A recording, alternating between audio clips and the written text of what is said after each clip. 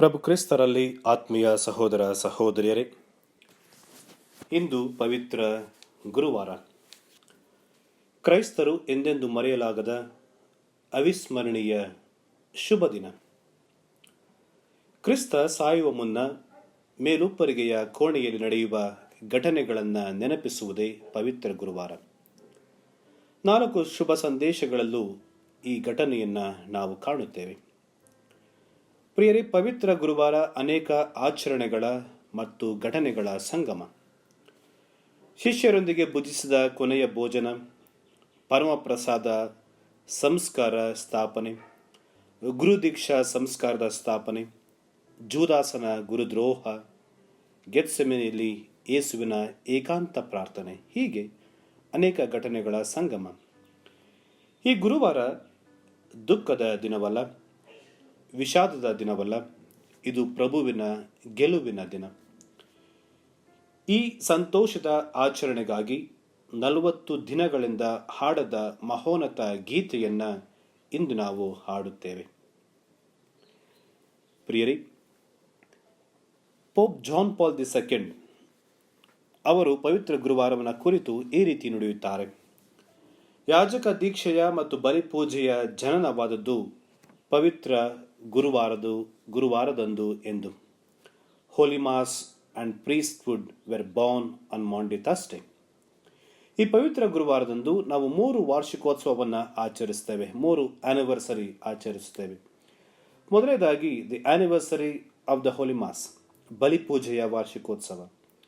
ಎರಡನೇದು the anniversary of institution of priesthood, ಯಾಜಕ ದೀಕ್ಷೆ ಸ್ಥಾಪನೆಯ ವಾರ್ಷಿಕೋತ್ಸವ.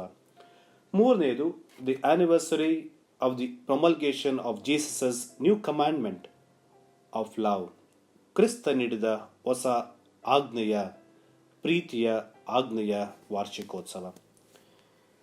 ಪ್ರಿಯರೇ, ಇಂದು ಮೊದಲನೇದಾಗಿ ನಾವು ಬಲಿಪೂಜೆಯನ್ನು ಕುರಿತು ಧ್ಯಾನಿಸೋಣ.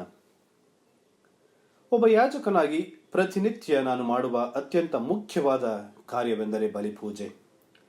ಒಬ್ಬ ಯಾಜಕನಾಗಿ ನನಗೆ ಬಲಿಪೂಜೆಗಿಂತ ಪವಿತ್ರವಾದುದು, ಬಲಿಪೂಜೆಗಿಂತ ಮುಖ್ಯವಾದದ್ದು, ಬಲಿಪೂಜೆಗಿಂತ ಶ್ರೇಷ್ಠವಾದದ್ದು, ಬಲಿಪೂಜೆಗಿಂತ ಅಮೂಲ್ಯವಾದದ್ದು ಮತ್ತೊಂದು ಇರಲು ಸಾಧ್ಯವೇ ಇಲ್ಲ. ಪ್ರತಿ ಬಾರಿ ಬಲಿಪೂಜೆಯನ್ನು ಅರ್ಪಿಸುವಾಗ ಮನದಲ್ಲಿ ಮೂಡುವ ಆಲೋಚನೆ ಅಥವಾ ನನ್ನನ್ನು ಕಾಡುವ ಅಂಶ, ಇಡೀ ಜಗತ್ತನ್ನು ಸೃಷ್ಟಿಸಿದ, ಮನುಕುಲವನ್ನು ರಕ್ಷಿಸಿದ ಕ್ರಿಸ್ತ, ಸರ್ವವ್ಯಾಪಿ ಸರ್ವಶಕ್ತ ದೇವರು ಬಲಿಪೂಜೆಯಲ್ಲಿ ನಮ್ಮ ಮಧ್ಯೆ ಪ್ರಸನ್ನರಾಗುತ್ತಾರೆ. ಕಾಣಿಕೆಯಲ್ಲಿ ಅರ್ಪಿಸಿದ ರೊಟ್ಟಿ ಮತ್ತು ದ್ರಾಕ್ಷಾರಸ ಗುರುಗಳ ಕೈಯಲ್ಲಿ ಕ್ರಿಸ್ತರ ಪೂಜ್ಯ ಶರೀರ ಮತ್ತು ರಕ್ತವಾಗುತ್ತದೆ. ಇದು ಒಬ್ಬ ಗುರುವಿನ ಶ್ರೇಷ್ಠತೆಯಲ್ಲ, ಇದು ನಮ್ಮ ದೇವರ ಶ್ರೇಷ್ಠತೆ. This tells us about the greatness of a god. ದೇವರು ನಮ್ಮನ್ನು ಎಷ್ಟು ಪ್ರೀತಿಸುತ್ತಾರೆಂದರೆ ನಮ್ಮೊಂದಿಗೆ ಇರಲು ಬಯಸುತ್ತಾರೆ, ನಮ್ಮಲ್ಲಿ ಜೀವಿಸಲು ಅಪೇಕ್ಷಿಸುತ್ತಾರೆ. ಹಾಗಾಗಿ ಪರಮಪ್ರಸಾದ ಸಂಸ್ಕಾರವನ್ನು ಪ್ರಭು ಕ್ರಿಸ್ತರು ಸ್ಥಾಪಿಸಿದರು. ಪ್ರಿಯರೇ, ಯೋಹಾನನ ಶುಭ ಸಂದೇಶ ಅಧ್ಯಾಯ 6 ವಾಕ್ಯ 51ರಲ್ಲಿ ನಾವು ನೋಡುತ್ತೇವೆ: ನಾನೇ ಸ್ವರ್ಗದಿಂದ ಇಳಿದು ಬಂದ ರೊಟ್ಟಿ, ಈ ರೊಟ್ಟಿಯನ್ನು ತಿಂದವನು ಚಿರಕಾಲ ಬಾಳುವನು ಎಂದು ನುಡಿಯುತ್ತಾರೆ. ದ್ವಿತೀಯ ವ್ಯಾಟಿಕನ್ ಪ್ರಕಾರ ಬಲಿಪೂಜೆಯು ಕ್ರೈಸ್ತರ ಮತ್ತು ಧರ್ಮಸಭೆಯ ಅವಿಭಾಜ್ಯ ಅಂಗ. Eucharist is the source, centre and summit of Christian life and the church. It is the greatest form of worship. ಬಲಿಪೂಜೆಗಿಂತ ಶ್ರೇಷ್ಠ ಆರಾಧನೆ ಮತ್ತೊಂದಿಲ್ಲ. ಕಾರಣ, ಕ್ರಿಸ್ತರು ತಮ್ಮ ಶರೀರವನ್ನು ಬಲಿಯನ್ನಾಗಿ ಅರ್ಪಿಸುವುದರ ಮೂಲಕ ಹಳೆಯ ಒಡಂಬಡಿಕೆಯ ಯಜ್ಞಗಳನ್ನು ತಮ್ಮ ಶಿಲುಬೆ ಮರಣದಲ್ಲಿ ಪರಿಪೂರ್ಣಗೊಳಿಸಿದರು. ನಮ್ಮ ಪರವಾಗಿ ತಮ್ಮನ್ನು ತಾವೇ ತಂದೆ ದೇವರಿಗೆ ಬಲಿಯಾಗಿ ಅರ್ಪಿಸಿಕೊಳ್ಳುತ್ತಾರೆ. ಹಾಗಾಗಿ ಅವರೇ ಯಾಜಕ, ಅವರೇ ಯಜ್ಞ ವೇದಿಕೆ, ಅವರೇ ಯಜ್ಞದ ಕುರಿಮರಿಯಾಗಿದ್ದಾರೆ. ಪ್ರಿಯರೇ, ಬಲಿಪೂಜೆಯ ಭೋಜನ ನಮ್ಮನ್ನು ಒಂದುಗೂಡಿಸುತ್ತದೆ. ಎಂತಹ ದ್ವೇಷವಿದ್ದರೂ ಒಟ್ಟಿಗೆ ಕುಳಿತು ಊಟ ಮಾಡಿದಾಗ ಅಲ್ಲಿ ಪ್ರೀತಿಯ ವಾತಾವರಣ ಏರ್ಪಡುತ್ತದೆ ಮತ್ತು ಏರ್ಪಡಬೇಕು.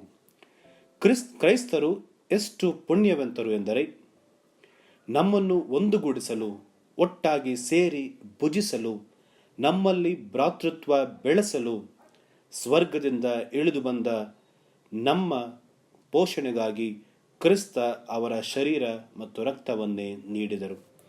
ಕ್ರಿಸ್ತ ನಮಗಾಗಿ ತಮ್ಮನ್ನೇ ನೀಡಿದ್ದನ್ನು ಸ್ಮರಿಸುವ ಶುಭ ದಿನ ಈ ದಿನ.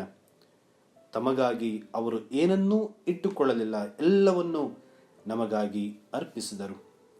ಪ್ರಿಯರೇ, ಕುರಿಮರಿಯ ಬದಲಿಗೆ ಕ್ರಿಸ್ತ ತಮ್ಮ ದೇಹವನ್ನೇ ನಮ್ಮ ರಕ್ಷಣೆಗಾಗಿ ನೀಡಿದರು.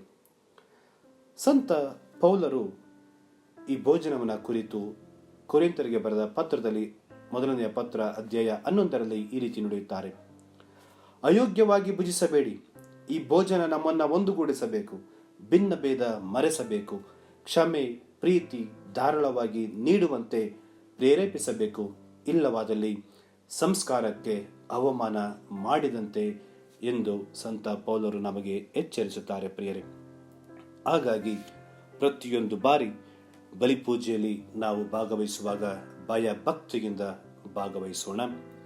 ಪ್ರಭು ಕ್ರಿಸ್ತರ ಶರೀರವನ್ನು ಯೋಗ್ಯವಾಗಿ ಭುಜಿಸೋಣ. ಪ್ರಿಯರೇ, ಎರಡನೇದಾಗಿ ನಾವು ಯಾಜಕತ್ವವನ್ನು ಕುರಿತು ಧ್ಯಾನಿಸೋಣ. ಇಂದು ಯಾಜಕರಿಗೆ ವಿಶೇಷವಾದ ದಿನ. ಕ್ರಿಸ್ತ ಯಾಜಕ ದೀಕ್ಷೆಯನ್ನು ಸ್ಥಾಪಿಸಿದರು. ಬಲಿಯನ್ನ ಅರ್ಪಿಸಲು, ಸಂಸ್ಕಾರಗಳನ್ನು ನೀಡಲು, ಶುಭ ಸಂದೇಶವನ್ನ ಸಾರುವುದರ ಮೂಲಕ ದೇವರ ಸಾಮ್ರಾಜ್ಯವನ್ನ ಕಟ್ಟಲು. ಗುರುಗಳಿಲ್ಲದೆ ಸಂಸ್ಕಾರವಿಲ್ಲ, ಗುರುಗಳಿಲ್ಲದೆ ಬಲಿಪೂಜೆಯೂ ಇಲ್ಲ. ಹಾಗಾಗಿ ಗುರುಗಳು ಕ್ರೈಸ್ತರ ಜೀವನದ ಅವಿಭಾಜ್ಯ ಅಂಗವಾಗಿದ್ದಾರೆ. ಹುಟ್ಟಿನಿಂದ ಸಾಯುವ ತನಕ ಗುರುಗಳು ನಮ್ಮ ಜೀವನದ ಭಾಗವಾಗಿದ್ದಾರೆ. ದೀಕ್ಷಾ ಸ್ನಾನದ ಮೂಲಕ ನಮ್ಮ ಜನ್ಮ ಪಾಪ ನಿವಾರಣೆ ಮಾಡಿ ನಮ್ಮನ್ನು ದೇವರ ಮತ್ತು ಧರ್ಮಸಭೆಯ ಮಕ್ಕಳನ್ನಾಗಿಸುತ್ತಾರೆ. ದೃಢೀಕರಣ ಸಂಸ್ಕಾರದ ಮೂಲಕ ಪವಿತ್ರಾತ್ಮರ ವರಗಳಿಂದ ನಮ್ಮನ್ನು ಅಭ್ಯಂಗಿಸುತ್ತಾರೆ. ಕ್ರಿಸ್ತನ ಸೈನಿಕರನ್ನಾಗಿ ನಮ್ಮನ್ನು ಮಾಡುತ್ತಾರೆ. ಬಲಿಪೂಜೆಯ ಅರ್ಪಿಸುವುದರ ಮೂಲಕ ಪರಮಪ್ರಸಾದ ಸಂಸ್ಕಾರವನ್ನ ನೀಡುತ್ತಾರೆ. ನಮ್ಮ ಪ್ರಾರ್ಥನೆಗಳನ್ನು ತಂದೆ ದೇವರಿಗೆ ಅರ್ಪಿಸುತ್ತಾರೆ. ಪಾಪ ನಿವೇದನೆಯಲ್ಲಿ ನಮ್ಮ ಪಾಪಗಳನ್ನು ಕ್ಷಮಿಸುತ್ತಾರೆ. ಅನಾರೋಗ್ಯದಿಂದ ನರಳುವಾಗ ನಮ್ಮನ್ನು ಅಭ್ಯಂಗಿಸುವುದರ ಮೂಲಕ ನಮ್ಮಲ್ಲಿ ಶಕ್ತಿಯನ್ನ, ಚೈತನ್ಯವನ್ನ ತುಂಬುತ್ತಾರೆ. ಪ್ರಿಯರೇ, ನಮ್ಮ ಜೀವನದ ವಿಶೇಷ ಸಂದರ್ಭಗಳಲ್ಲೂ, ಮುಖ್ಯವಾಗಿ ಮನೆಯ ಆಶೀರ್ವಚನ, ನಿಶ್ಚಿತಾರ್ಥ, ಮದುವೆ, ವಾರ್ಷಿಕೋತ್ಸವ, ಅಂತ್ಯಕ್ರಿಯೆಯಲ್ಲೂ ಗುರುಗಳು ನಮಗೆ ಅವಶ್ಯಕತೆ ಇದೆ. ಎಲ್ಲ ಧರ್ಮಗಳಲ್ಲೂ ಗುರುಗಳಿಗೆ ಪೂಜನೀಯ ಭಾವವಿದೆ.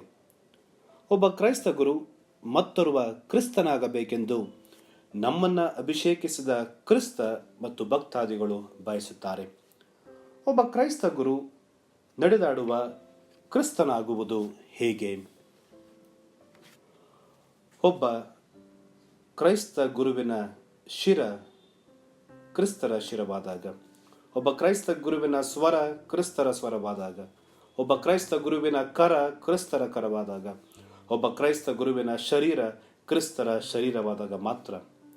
ಹೇಗೆ? ಕ್ರಿಸ್ತರ ಶಿರ, ಒಬ್ಬ ಕ್ರೈಸ್ತ ಗುರು ಕ್ರಿಸ್ತರ ಶಿರವಾಗಿದ್ದಾರೆ. ಕ್ರಿಸ್ತ ಧರ್ಮಸಭೆಯ ಶಿರಸ್ಸು, ಧರ್ಮಸಭೆಯು ಅವರ ಶರೀರ. ಶಿರ ನಾಯಕತ್ವದ ಸಂಕೇತ. ಕ್ರೈಸ್ತ ಧರ್ಮಸಭೆಯನ್ನು ಕಾಯುತ್ತಾ ಅದನ್ನು ಮುನ್ನಡೆಸುವ ಕರ್ತವ್ಯ ಒಬ್ಬ ಕ್ರೈಸ್ತ ಗುರುವದಾಗಿದೆ. ಹಾಗಾಗಿ ಈ ಜವಾಬ್ದಾರಿಯನ್ನು ಸಂಪೂರ್ಣವಾಗಿ ಆತ ನಿರ್ವಹಿಸಿದಾಗ ಆತ ಕ್ರಿಸ್ತನ ಶಿರವಾಗುತ್ತಾನೆ. ಕ್ರಿಸ್ತನ ಸ್ವರವಾಗುವುದು ದೇವರ ವಾಕ್ಯವನ್ನು ಸಾರುವುದರ ಮೂಲಕ, ಅನ್ಯಾಯವನ್ನು ಖಂಡಿಸುವ ಸ್ವರವಾದಾಗ, ನೊಂದವರಿಗೆ ಸಾಂತ್ವನವನ್ನು ನುಡಿದಾಗ ನಾವು ಕ್ರಿಸ್ತರ ಸ್ವರವಾಗ್ತೇವೆ. ಕ್ರಿಸ್ತರ ಕರವಾಗುವುದು, ಪವಿತ್ರ ತೈಲದಿಂದ ನಮ್ಮ ಕರಗಳು ಅಭ್ಯಂಗಿಸಲ್ಪಟ್ಟಿವೆ. ಇತರರ ಮೇಲೆ ನಾವು ಆ ಕರಗಳನ್ನು ಪ್ರೀತಿಯಿಂದ ಬಳಸಿದಾಗ, ಆ ಕರಗಳನ್ನು ಸ್ವಾರ್ಥಕ್ಕಾಗಿ ಬಳಸದೆ ಪರರನ್ನು ಆಶೀರ್ವದಿಸಲು ಬಳಸಿದಾಗ, ಸಂಸ್ಕಾರಗಳನ್ನು ನೀಡಲು ಬಳಸಿದಾಗ, ಕಣ್ಣೀರನ್ನು ಒರೆಸಲು ಬಳಸಿದಾಗ, ಹಸಿದವರಿಗೆ ಅನ್ನ ನೀಡಿದಾಗ ನಮ್ಮ ಕರಗಳು ಕ್ರಿಸ್ತನ ಕರವಾಗುತ್ತೆ. ಕ್ರಿಸ್ತನ ಶರೀರ, ನಮ್ಮ ದೇಹ ಪವಿತ್ರಾತ್ಮರ ಆಲಯವಾಗಿದೆ. ಪವಿತ್ರ ಕಾರ್ಯಗಳಿಗೆ ನಮ್ಮ ದೇಹವನ್ನು ಬಳಸಿದಾಗ, ನಮ್ಮ ದೇಹವನ್ನು ಸೇವೆಗೆ ಮೀಸಲಿಟ್ಟಾಗ ಸೇವೆ ಮಾಡಿಸಿಕೊಳ್ಳುವುದಕ್ಕೆ ಅಲ್ಲ, ಪರರ ಸೇವೆ ಮಾಡಿದಾಗ ನಮ್ಮ ಶರೀರ ಕ್ರಿಸ್ತರ ಶರೀರವಾಗುತ್ತದೆ. ಪ್ರಿಯರೇ, ಒಬ್ಬ ಗುರು ಪ್ರಾರ್ಥನೆಯ ಮೂಲಕ, ಬೋಧನೆಯ ಮೂಲಕ ಬೋಧಕನಾಗಿ, ಉಪದೇಶಿಸುವುದರ ಮೂಲಕ ಉಪದೇಶಿಯಾಗಿ, ಪಾಪ ಕ್ಷಮಿಸುವುದರ ಮೂಲಕ ವೈದ್ಯನಾಗಿ, ಸಲಹೆ ನೀಡುವುದರ ಮೂಲಕ ಮಾರ್ಗದರ್ಶಿಯಾಗಿ, ಮಾದರಿ ಜೀವಿಯಾಗಬೇಕೆಂದು ಕ್ರಿಸ್ತ ಇಂದು ನಮ್ಮಿಂದ ಬಯಸುತ್ತಾರೆ. ಕ್ರಿಸ್ತ ಪಾಪಿಗಳ ಶೋಷಿತರ ಪರ ನಿಂತಂತೆ ನಾವು ಶೋಷಿತರ ಪರ ನಿಲ್ಲಬೇಕಾಗಿದೆ. ಕ್ರಿಸ್ತ ಎಂದು ತಮ್ಮ ಏಳಿಗೆಗಾಗಿ, ತಮ್ಮ ಮನೆಯವರ ಏಳಿಗೆಗಾಗಿ ಅದ್ಭುತಗಳನ್ನು ಮಾಡಲಿಲ್ಲ. ಎಲ್ಲ ಅದ್ಭುತಗಳನ್ನು ಮಾಡಿದ್ದು ಜನರ ಪರವಾಗಿ. ಹಾಗಾಗಿ ಒಬ್ಬ ಗುರು ಜನರಿಗಾಗಿ, ಭಕ್ತಾದಿಗಳಿಗಾಗಿ ಜೀವಿಸಬೇಕಿದೆ. ಕ್ರಿಸ್ತನೇ ಶ್ರೇಷ್ಠ ಯಾಜಕ. ಆ ಯಾಜಕನ ಆದರ್ಶವನ್ನು ಪ್ರತಿಯೊಬ್ಬ ಗುರು ಪಾಲಿಸಿದಾಗ ಅವರ ಬದುಕು ಮತ್ತು ಯಾಜಕತ್ವ ಧನ್ಯತೆಯನ್ನು ಕಾಣುತ್ತೆ. ಪ್ರಿಯರೇ, ಹಾಗಾಗಿ ಇಂದು ವಿಶೇಷವಾಗಿ ನಾವು ಎಲ್ಲ ಗುರುಗಳಿಗಾಗಿ ಪ್ರಾರ್ಥಿಸೋಣ. ಮೂರನೆಯ ಅವಿಭಾಜ್ಯ ಅಂಗ ಇಂದಿನ ಆರಾಧನೆಯಲ್ಲಿ ನಾವು ಕಾಣುವುದು ಪಾದಸ್ನಾನ. ದೀನತೆ, ಸೇವೆ, ಸರಳತೆಯ ಅಮೋಘ ಸಂಕೇತ ಈ ಪಾದಸ್ನಾನ. ಇಂದು ಸೇವೆ ಎಂದರೆ ಭ್ರಷ್ಟಾಚಾರ, ಸ್ವಾರ್ಥದ ಅನ್ವರ್ಥಗಳಾಗಿ ಬಿಟ್ಟಿವೆ. ಕ್ರಿಸ್ತ ತನ್ನ ಶಿಷ್ಯರ ಕಾಲುಗಳನ್ನು ತೊಳೆಯುವಾಗ, ನಾನು ನಿಮಗೆ ಮಾಡಿದಂತೆ ನೀವು ಇನ್ನೊಬ್ಬರಿಗೆ ಮಾಡುವ ಹಂಗಿನಲ್ಲಿದ್ದೀರಿ ಎನ್ನುತ್ತಾರೆ. ಪ್ರಿಯರೇ, ಇತಿಹಾಸದಲ್ಲಿ ಶಿಷ್ಯರ ಕಾಲು ತೊಳೆದ ಮತ್ತೊಬ್ಬ ಗುರು ಇರಲಿಕ್ಕಿಲ್ಲ. ಕಾಲದಿಂದಲೂ ಗುಲಾಮರು ತಮ್ಮ ಒಡೆಯರ ಪಾದಗಳನ್ನು ತೊಳೆಯುವುದು ವಾಡಿಕೆ. ಇಂದಿಗೂ ಉತ್ತರ ಭಾರತದ ಬುಡಕಟ್ಟು ಜನರು ತಮ್ಮ ಮನೆಗೆ ಬರುವ ಅತಿಥಿಗಳ ಪಾದಗಳನ್ನು ತೊಳೆದು ಸತ್ಕರಿಸುತ್ತಾರೆ. ಮಠಾಧಿಪತಿಯ ಕಾಲುಗಳನ್ನು ತೊಳೆದು ಆ ನೀರನ್ನು ಕುಡಿಯುವವರು ನಮ್ಮ ಮಧ್ಯೆ ಇದ್ದಾರೆ. ಈ ಎಲ್ಲ ವಾಡಿಕೆಗಳ ಹಿಂದೆ ನಾವು ಕಾಣುವ ಸತ್ಯ ಒಂದು: ಇಲ್ಲದವರು ಇದ್ದವರ ಪಾದ ತೊಳೆಯುವುದು. ಆದರೆ ಕ್ರಿಸ್ತ ಇದನ್ನು ಬುಡಮೇಲು ಮಾಡಿದರು. ಸಾಕ್ಷಾತ್ ದೇವರ ಮಗನಾಗಿ, ಪ್ರಭುವಾಗಿ, ಗುರುವಾಗಿ, ಬೋಧಕನಾಗಿ ತನ್ನ ಶಿಷ್ಯರ, ವಿಶೇಷವಾಗಿ ಜೂದಾಸನ ಪಾದ ತೊಳೆಯುವುದರ ಮೂಲಕ ಅಧಿಕಾರದ ಗುರಿ ಏನಾಗಿರಬೇಕು ಎಂಬುದನ್ನು ಕ್ರಿಯಾತ್ಮಕವಾಗಿ ಸಾರಿದರು. ಸೇವೆಯಲ್ಲಿ ನಿಜವಾದ ಸುಖ ಮತ್ತು ಶ್ರೇಷ್ಠತೆ ಇದೆ ಎಂಬುದನ್ನು ಕ್ರಿಸ್ತರು ಸಾರಿದರು. ಪ್ರಿಯರೇ, ಹಾಗಾಗಿ ಇಂದು ನಾವು ಕೂಡ ಪರರ ಪಾದಗಳನ್ನು ತೊಳೆಯಬೇಕೆಂದು ಕ್ರಿಸ್ತ ಬಯಸುತ್ತಾರೆ. ಪರರ ಪಾದಗಳನ್ನು ತೊಳೆಯುವುದು ಅಂದರೆ ಏನು? ಪ್ರೀತಿಯನ್ನ ದೀನತೆಯ ಸೇವೆಯಲ್ಲಿ ಪ್ರಕಟಪಡಿಸಬೇಕು ಎಂದು. ಪರರ ಪಾದಗಳನ್ನು ತೊಳೆಯುವುದೆಂದರೆ ಪರರ ಸೇವೆಯಲ್ಲಿ ನಿರತರಾಗುವುದು, ಕ್ರಿಸ್ತನ ಪ್ರಸನ್ನತೆಯನ್ನು ಪರರಲ್ಲಿ ಗುರುತಿಸುವುದು. ಪರರ ಪಾದ ತೊಳೆಯುವುದೆಂದರೆ ಪರರನ್ನ ಪ್ರೀತಿಸುವುದು. ನಮ್ಮ ಪ್ರೀತಿಗೆ ಅವರು ಅನರ್ಹರಾಗಿದ್ದರೂ ನಾವು ಅವರನ್ನು ಪ್ರೀತಿಸುವುದು. ಪರರ ಪಾದಗಳನ್ನು ತೊಳೆಯುವುದೆಂದರೆ ಪರರಿಗೆ ಒಳಿತನ್ನು ಮಾಡುವುದು. ಅವರು ಕೇಡನ್ನು ಮಾಡಿದರೂ ನಾವು ಅವರಿಗೆ ಒಳಿತನ್ನು ಮಾಡುವುದು. ಪರರ ಪಾದಗಳನ್ನು ತೊಳೆಯುವುದೆಂದರೆ ಪರರ ತಪ್ಪುಗಳನ್ನು ಕ್ಷಮಿಸುವುದು.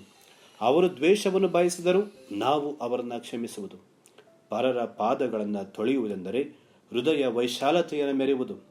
ನಮ್ಮ ಆಶೀರ್ವಾದವನ್ನು ಇತರರೊಂದಿಗೆ ಹಂಚಿಕೊಳ್ಳುವುದು.